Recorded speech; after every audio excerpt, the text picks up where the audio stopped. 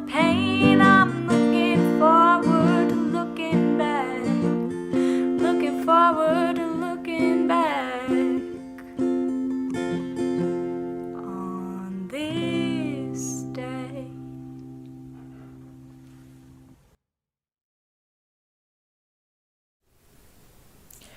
Good morning, and welcome to the live online Sunday service of the Unitarian Universalist Church of Urbana-Champaign.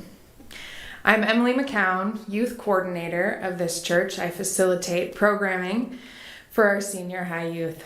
Thank you, Celia, for that lovely prelude. We know that some of you listening this morning are a few blocks away, and some of you are on the other side of the country. We know there are many ways you could be spending your Sunday morning, and we thank you for joining in this community today. You can follow along with the order of service at the link below the video. And please introduce yourself in the chat. If you have a joy or sorrow you'd like to be read aloud later in the service, you can send your joy or sorrow to joysandsorrows@uucuc.org. Each Sunday, as a part of our commitment to waking up, we begin with a land acknowledgement of the indigenous nations of this land. Wherever you are listening, please bring to mind the indigenous peoples of your place. We recognize and acknowledge that we gather today on indigenous land, taken through deception, coercion, and violence. We acknowledge the continued displacement and oppression of Native people and honor their commitments to survival, identity, and the protection of our world.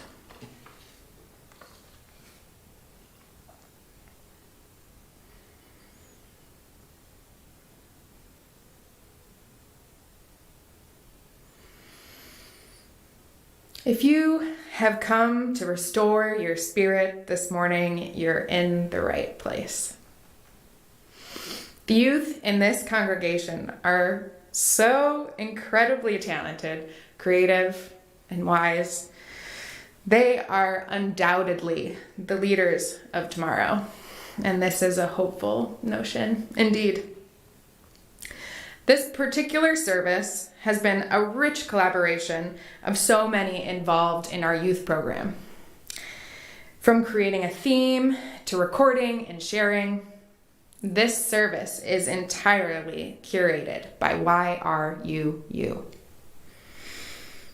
Throughout the service, you'll see slides of sculptures and drawings by YRUU artist Ali Locke, depictions of a ghost with pants or a ghost with plants. What is the artist saying here about adaptability?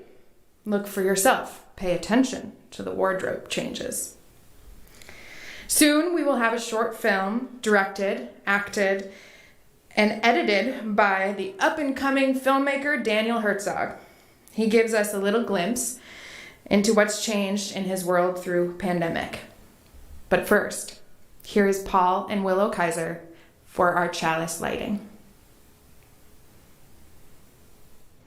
We light this chalice, symbol of our Unitarian Universalist tradition, to mark out this time together as special and worthy.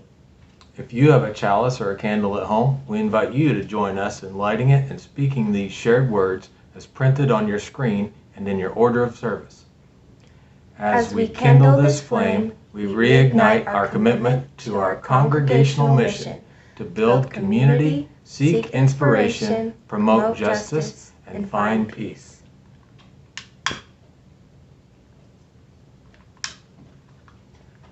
Come, let us spend this time together. A lot of things have changed during COVID. Here are some examples of how my routine has changed. Have a good day at school. Before COVID.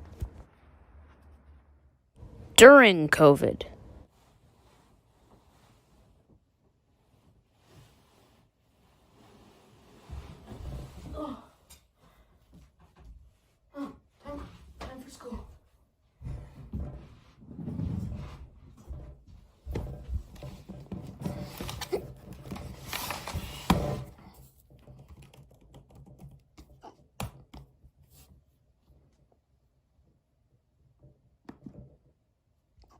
Before COVID. Hey, Mom, did you make sure to put money in my lunch account? Yep, I did. Okay, thank you. During COVID.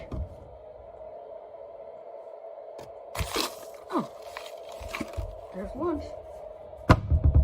Before COVID.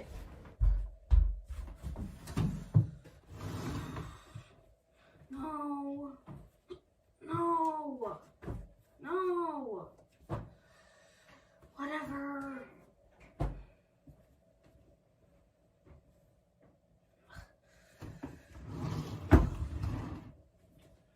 No. No. Oh, okay.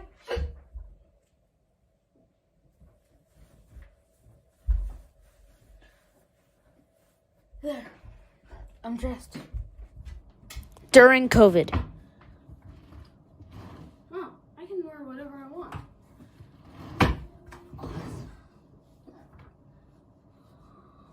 There we go. Yes.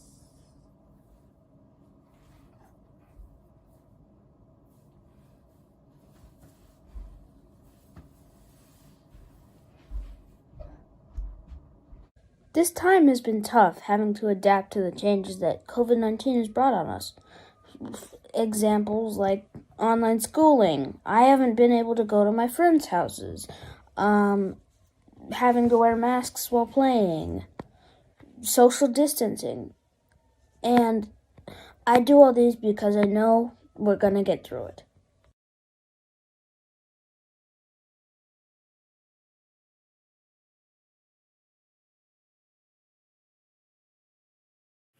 So, if you don't already know me, I'm Anya, and I'm a sophomore in high school.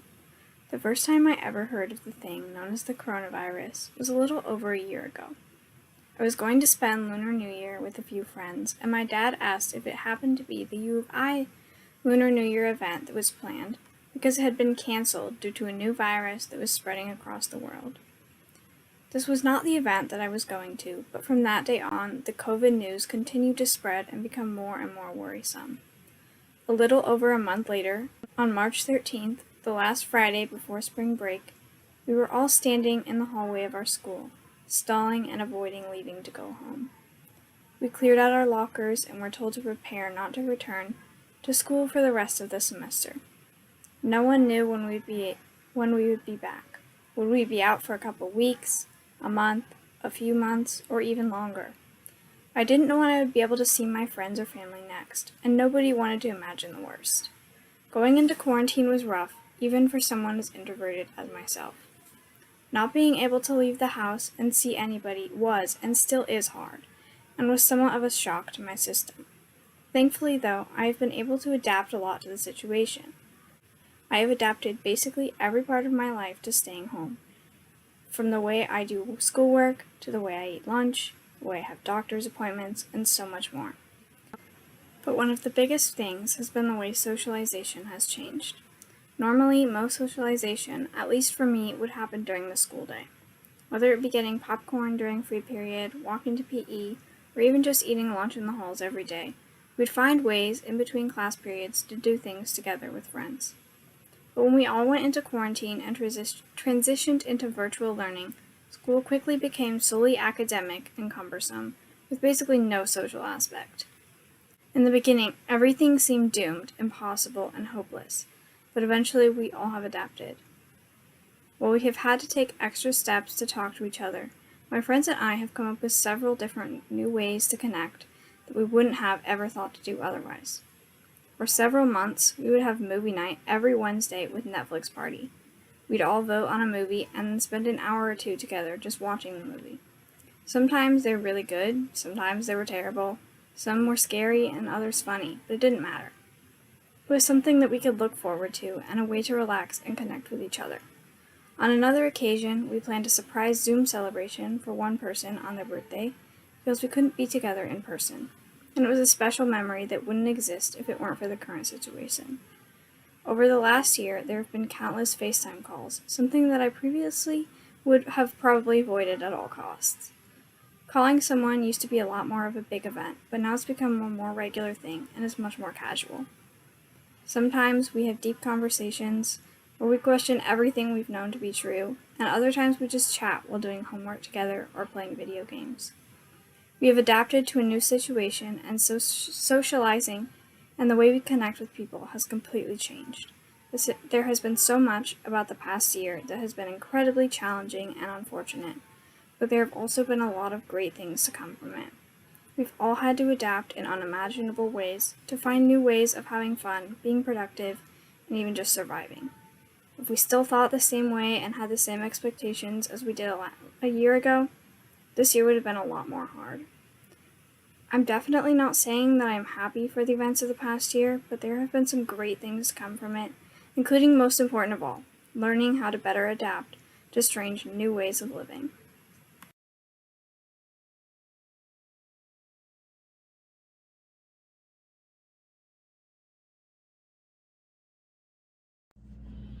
We're Steve and AJ Herzog, and we wanted to speak to why the church matters to us. So I feel that our church community provides an essential link between good intentions and concrete actions, as well as a critical mass of people committed to carrying out efforts to promote social justice. Over the years, we've been inspired to participate with our fellow church members in various efforts like the Crop Walk to fight hunger, the Backpack Initiative to provide winter gear to those in need, and in marches to protest prejudice and support the persecuted, just to name a few.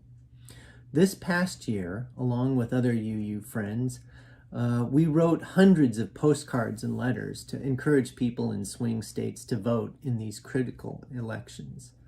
We also followed the example of UUCUC extraordinaire Julie Lout and have been running a food pantry on our street corner for almost a year now, a pantry that is generously supported by many of our UU family.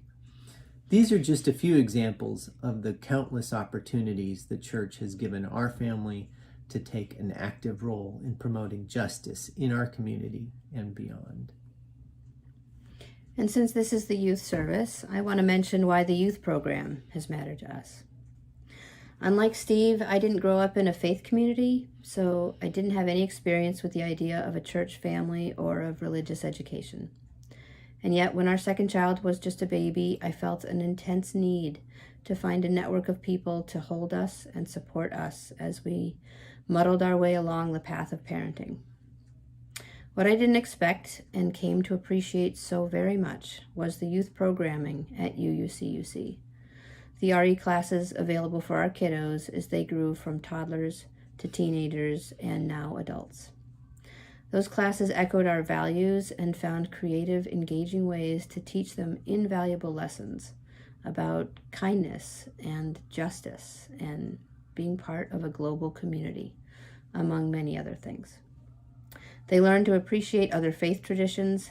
They developed meaningful relationships with mentors throughout their coming of age years, which was a time that we, their parents, were not their favorite people. They were given opportunities to support others less fortunate in our community, to stand up against injustice, and to come together in mourning when tragic things happened.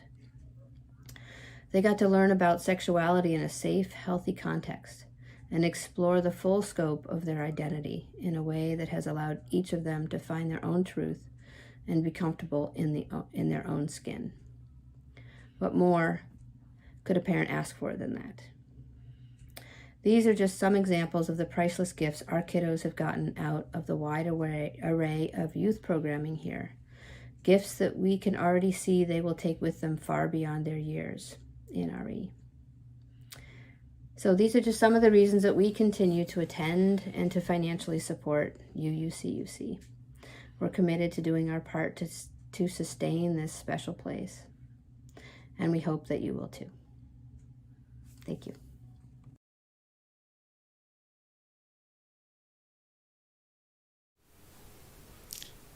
Thank you, Anya, for sharing your experience in a changing world. It is so important. We find new ways to stay connected. And is that not the everlasting call of beloved community? To adapt to change and keep reaching out in new ways for connection. And thank you to the Herzogs for their generosity testimonial. I share your gratitude for this congregation. This church has revealed to me a calling in youth and young adult ministry. I couldn't feel more supported and inspired by my work here. As UUs, we affirm that we are part of an interconnected web of all existence, and we honor our connections with each other, with the wider community, and with the world. In the spirit of our connections with each other, you are invited this afternoon at 2 p.m. for a conversation with Reverend Kaplow and the members of the Religious Education Search Team to learn more about their vision for our new Director of Religious Exploration and Engagement position, and provide suggestions for questions they might ask in upcoming interviews. A link to that Zoom meeting is in this week's e-news. As you may know, UUCUC is in the midst of a generosity campaign. Our AV expert today, Steve Troyer, has some insight for you about pledging. Steve? Good morning. Most of you probably know by now, we're in the middle of our church's annual pledge campaign, when we ask you to think about your giving for the coming year and make a pledge or a commitment for how much money you plan to give to the church during the upcoming fiscal year. If you're a member or if you pledged recently, you should have received an email with pledging information. You should have also gotten a pledge packet in the mail. If you haven't received a packet, but you're interested in knowing more, or if you misplaced the packet that you got, you can still pledge.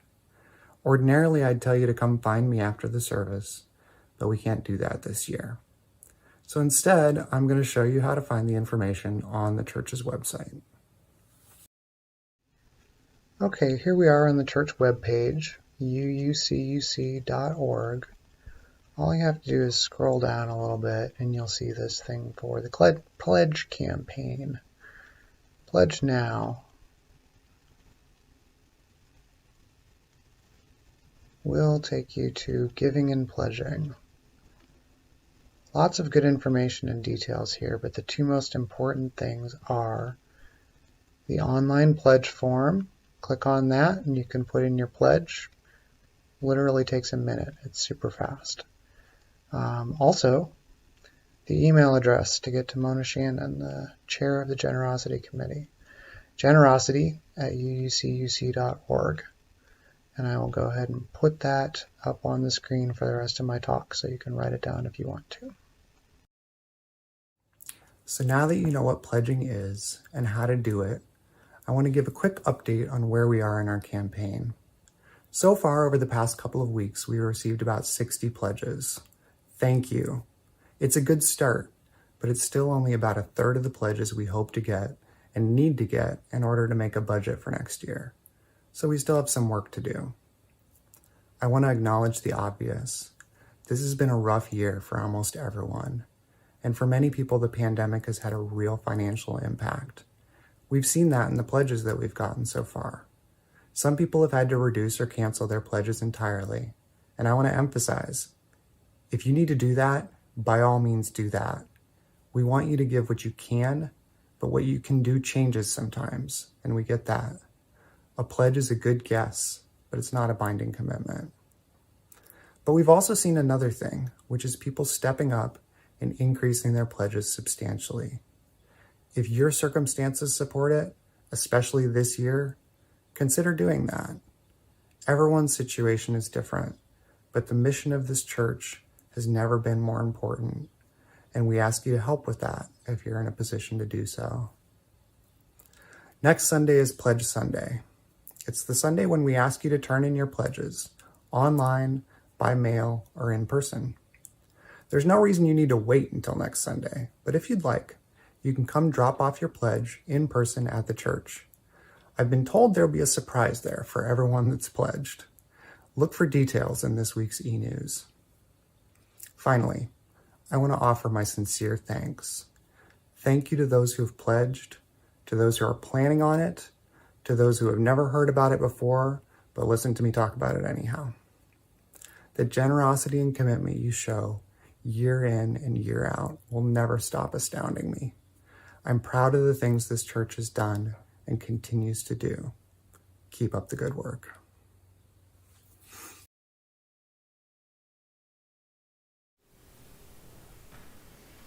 Each Sunday, we share half our offering with an organization in alignment with our values. This month, we are sharing our offering with See You at Home, an organization which does the critical community work of sheltering our neighbors without an address.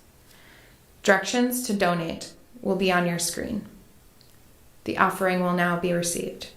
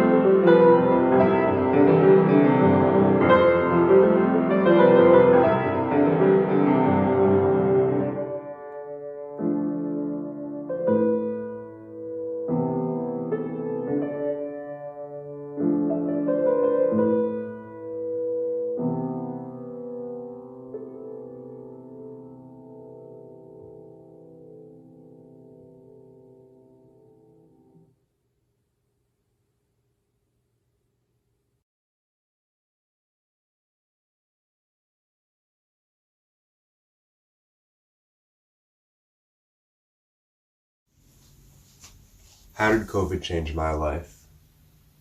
I mean, I'd like to tell you that I've been meditating and fasting and stuff and came to a grand realization, but to tell you the truth, I didn't. COVID probably changed my life in the way it changed a lot of people's lives. During quarantine, being shut in with only my family and myself, it's forced me to have conversations with myself that I had been putting off for a long time. It made me get closer to my family, which is a good thing. But I'm not going to say that COVID was a good thing overall for me either. I mean, I lost my aunt to COVID. It's been really hard not seeing my friends very much. That hasn't been great for my mental health, and losing motivation is something that I think a lot of us struggle with during COVID. But I don't think that that's the main thing that COVID has changed with my life. If I had to name one thing that COVID changed most about my life, it would be my own understanding of myself. Like I said, I didn't have a huge realization. I didn't turn into a guru over COVID or anything, but I did make some personal steps. during COVID, when I hadn't been able to see anyone, one of the things that I was most determined to do is when I did see people again, I wanted to be my best self. So even though I didn't have a grand realization or anything like that, I did still make improvements to myself. And I think that's something that we forget a lot, is to remember that those little improvements, they build up over time, and that's just as good as a grand realization, a giant life-changing event, like COVID.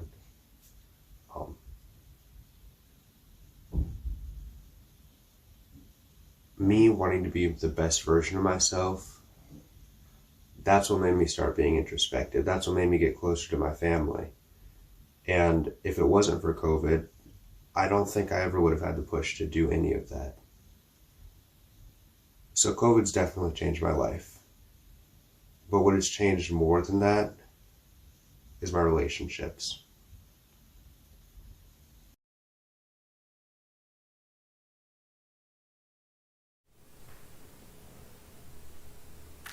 Thank you, TJ. Your honesty and authenticity, truly a gift. TJ, you don't sugarcoat the struggle of pandemic while you also recognize the value in the time for deep self-reflection. Thank you. Each Sunday, we bring our individual joys and sorrows to this time together.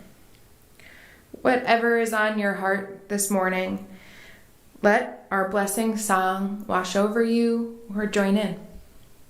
You can also send a joy or sorrow to be shared aloud by sending an email to joysandsorrows@uucuc.org.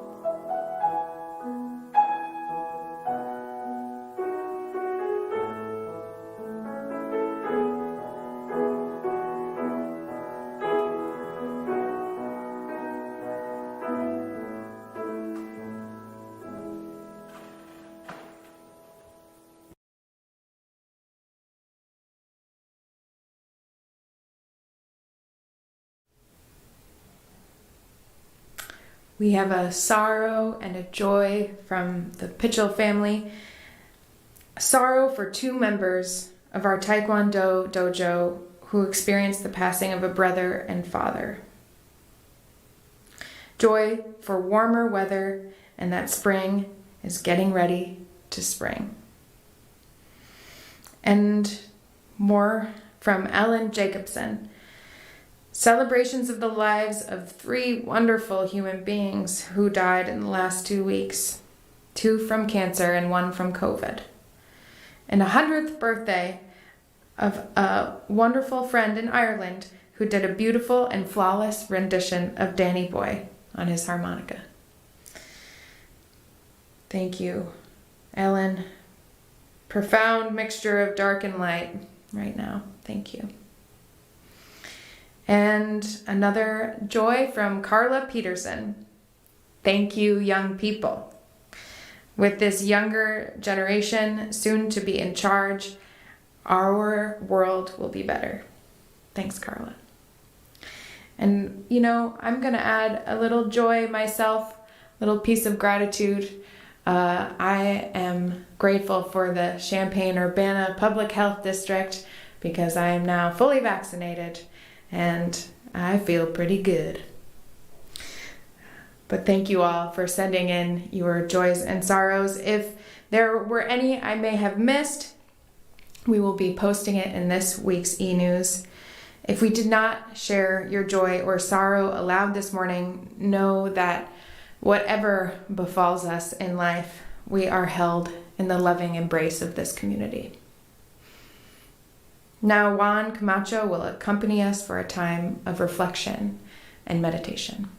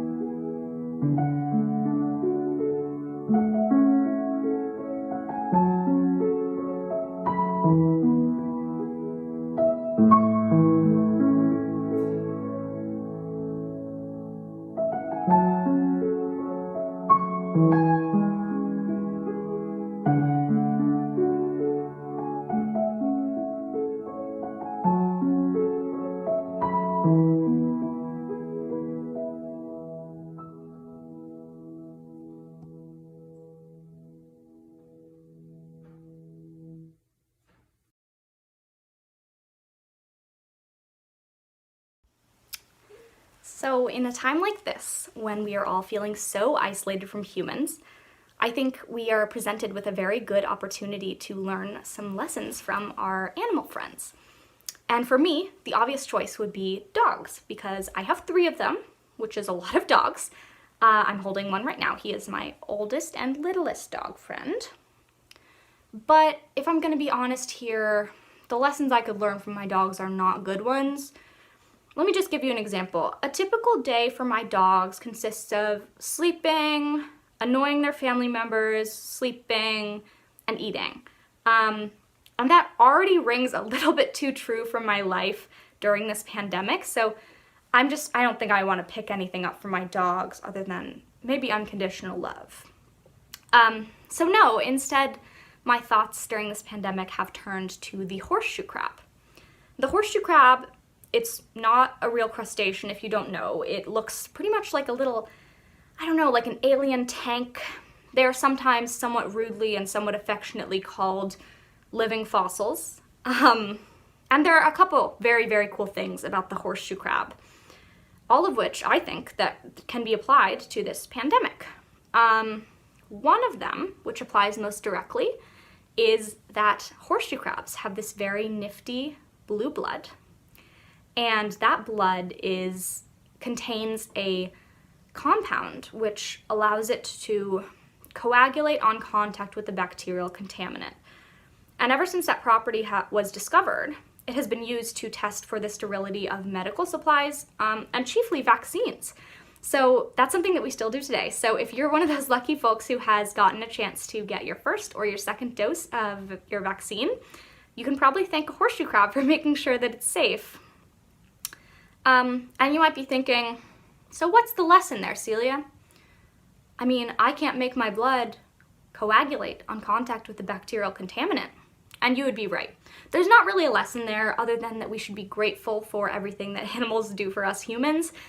But it's not something you can exactly learn from a horseshoe crab. I just think that that's really interesting and I wanted to shed some light on it. So where does the lesson come in? Well, somewhat misleadingly, horseshoe crabs as a species, there are actually several species, but as a whole, they have pretty much remained the same for around 450 million years. That means that they have stayed evolutionarily the same for 450 million years, for longer than the dinosaurs have been on this earth, you know. The horseshoe crabs survived while the dinosaurs rose and fell. And if I was betting anything, if we don't wipe them out ourselves, I think that they will survive long past humans. But I say that this is misleading because horseshoe crabs as individuals actually do a lot of personal growth. They mature over about a decade, which for a creature of their lifespan is quite a long time to spend physically maturing. And during that time, they can molt an average of 16 times. So, you know, what does that mean for us? What can we learn from that? Well, if we take, you know, what was presumably their initial flurry of evolution pre this 450 million mark as maybe the beginning of the pandemic, which was just full of change. Our lives, we didn't really know what was going to happen day to day. Maybe we thought this was only going to last a month. And then let's take those 450 million years to be the rest of the pandemic. There are events going all around us, you know, just like with the horseshoe crabs, species rose and fell and humans developed and built civilizations. But as a species, they stayed the same. And that's how my pandemic experience has been, and I think a lot of people have had a similar experience. Everything feels about the same.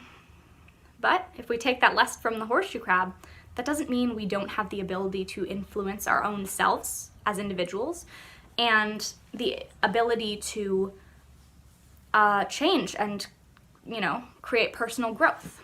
So a lot of us, I know, have learned new skills in this pandemic or something like that. I myself wrote a not very good novel to kill time during the summer. And I think that's something we need to continue doing as we grow.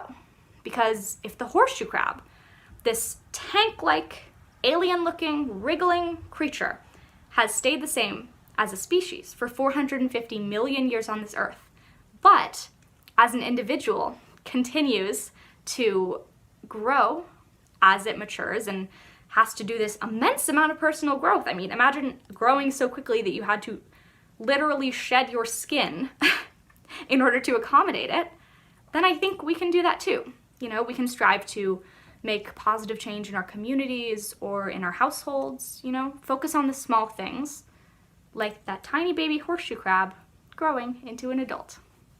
And Dexter says bye.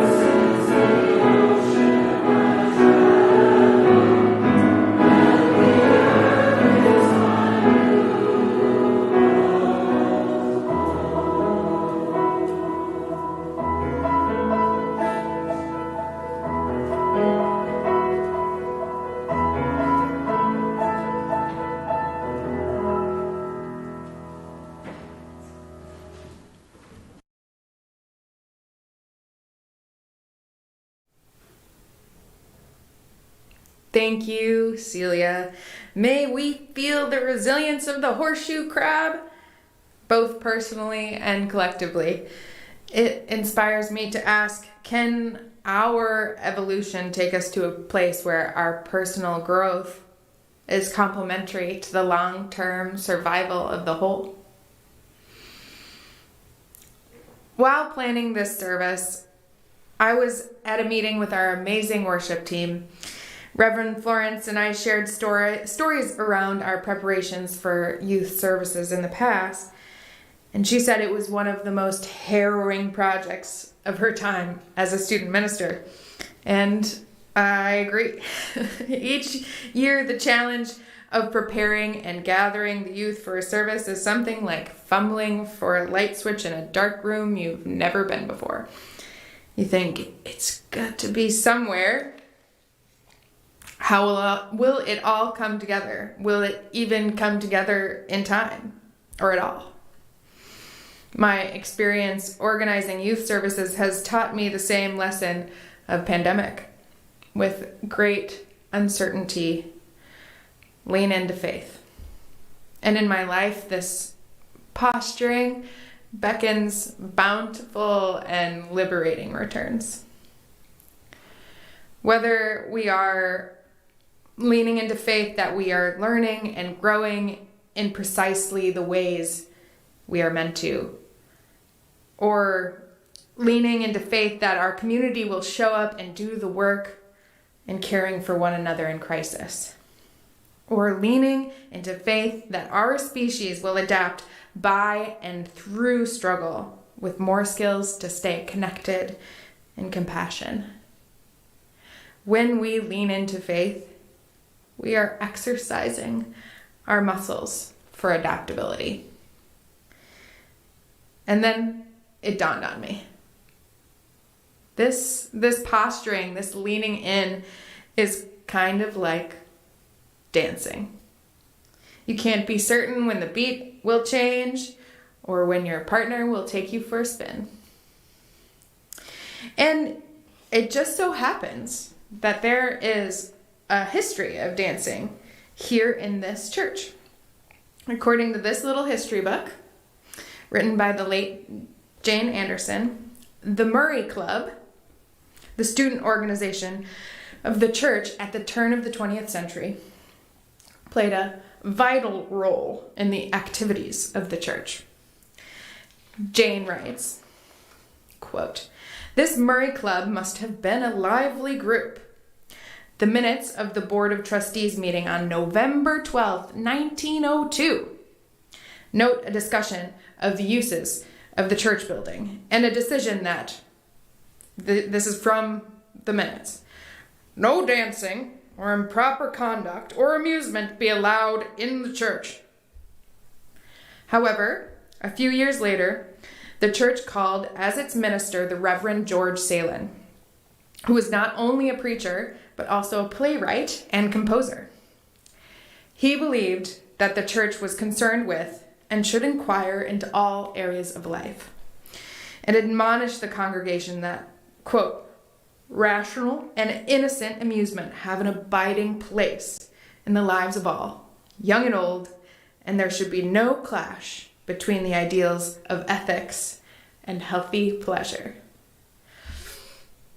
That was all in Jane Anderson's history, and so you have it. Our denomination is one of adaptability, and that's why I believe in the work of this church. We are indeed leaning into the change that calls us to beloved community. We are not bound by strict traditions nor structures of power which no longer apply to our new ways of being. So today, we are adapting our postlude from a song into, you guessed it, a dance. I invite you, wherever you are, to join us. And if you might be so bold, I'm looking at you. We invite you to share a little video of your grooves, short video, to the members and friends Facebook page. And now, I invite you to rise in body or spirit as we express our gratitude for the collective ability to adapt. May it be so. Thank you, YRUU.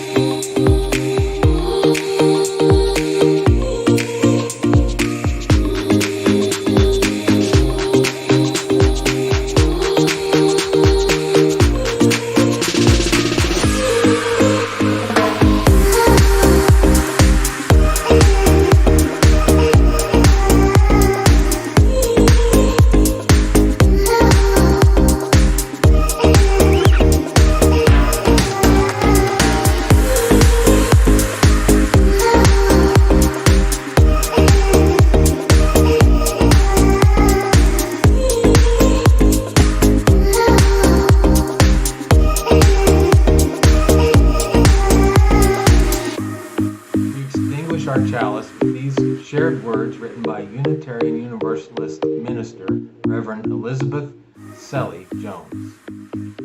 We extinguish this flame, but not the light of truth, the warmth of community, or the fire of commitment. These we carry in our hearts until we are together again.